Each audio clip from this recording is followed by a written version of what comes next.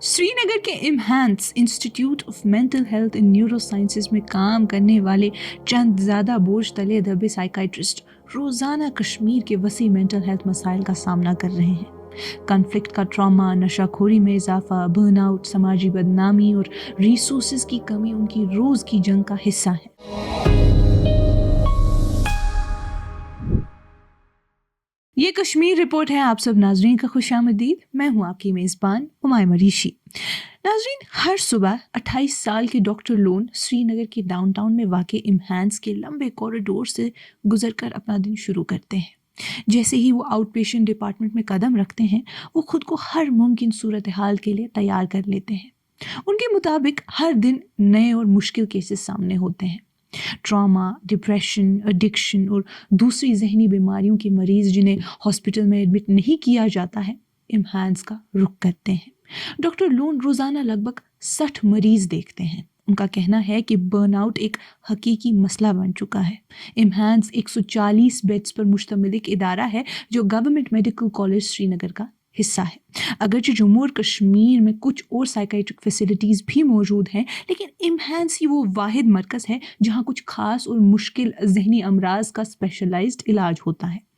اسی لیے ہر وقت تقریباً 3 درجن ڈاکٹرز اور میڈیکل پروفیشنلز کشمیر کے مینٹل ہیلتھ کرائسس سے نمٹنے میں لگے رہتے ہیں۔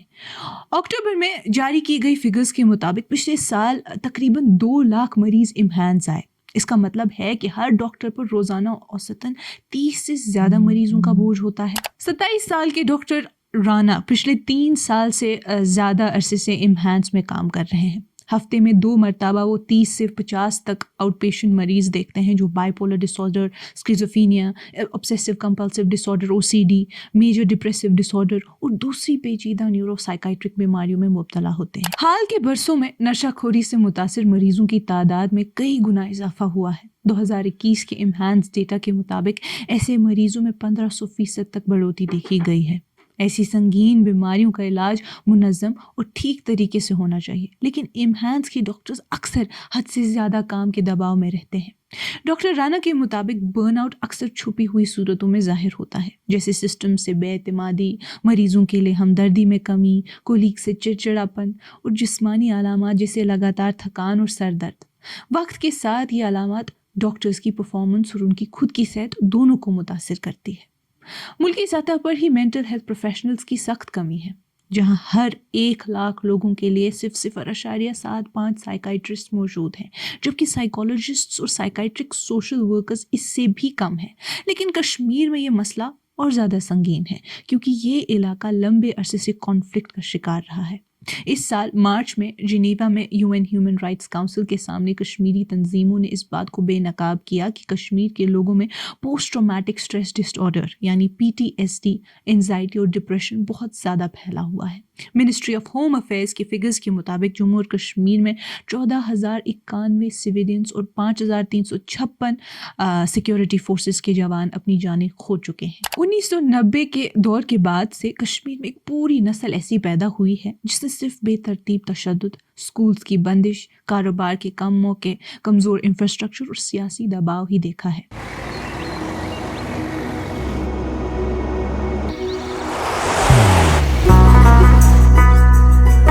محبت وہی جو دل سے ہو،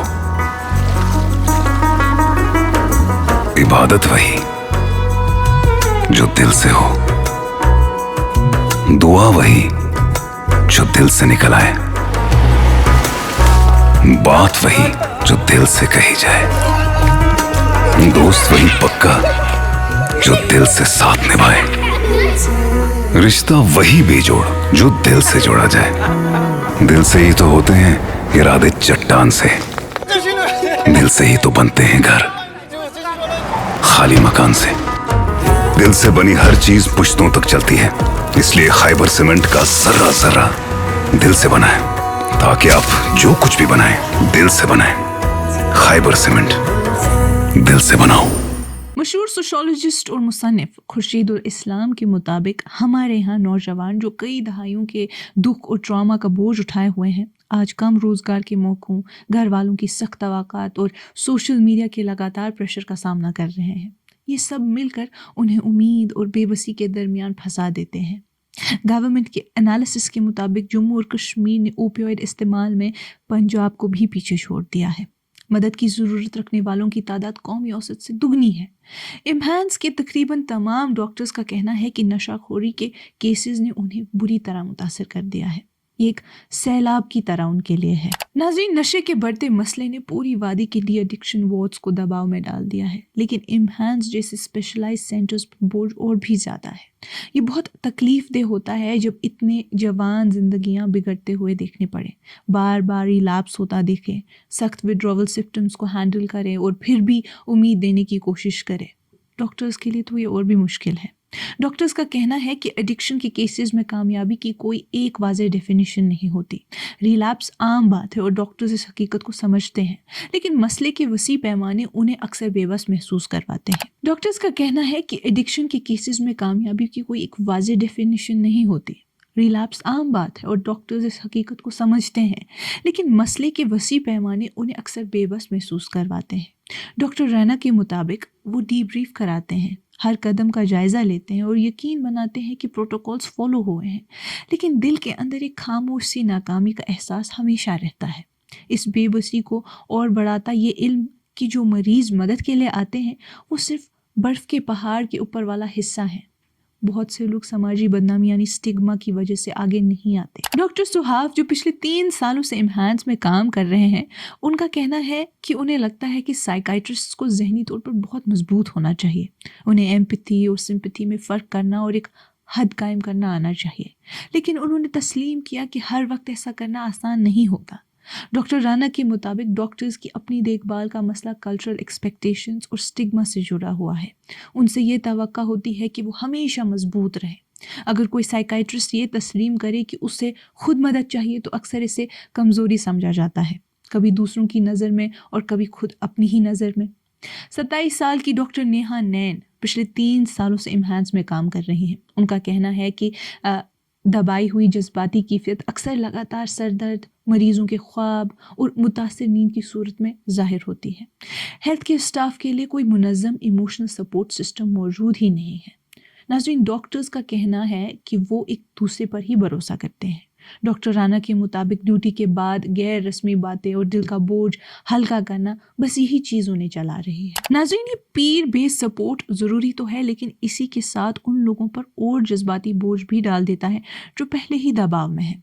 डॉक्टर्स के पास अपने जज्बात समझने और प्रोसेस करने का वक्त बहुत कम होता है। ये प्रोसेस अक्सर कुछ लम्हों में होता है। मरीजों के दरमियान कोई खामोश 5 मिनट या किसी कोलीग के साथ एक छोटी सी बात। लंबी ड्यूटी और जज्बाती थकान के बावजूद डॉक्टर नैन का कहना है कि जब वो अपनी ज़िंदगी में अपनी अहमियत याद करती हैं तो उन्हें हिम्मत मिलती है। जब कोई मरीज़ बेहतर हो जाता है और उसके घर वाले शुक्रगुजारी दिखाते हैं, वही चीज़ उन्हें आगे बढ़ने की ताकत देती है, अपना ख्याल रखने के लिए। डॉक्टर राना कहते हैं कि वो जिम जाते हैं या म्यूज़िक सुनते हैं, लेकिन असल मदद उन्हें अपने मकसद को याद रखने से मिलती है। नाज़रीन, यही छोटी छोटी कामयाबियाँ होती हैं जो उन्हें आगे बढ़ाती हैं। जब कोई सुसाइडल मरीज़ ज़िंदा रहने का फ़ैसला करता है, जब कोई फैमिली इलाज मुकम्मल होने पर शुक्र अदा करती है, यही लम्हे उन्हें संभाल कर रखते हैं। आज की इस कश्मीर रिपोर्ट में इतना ही। बाकी मज़ीद मालूमात के लिए बने रहिए कश्मीर लाइव के साथ।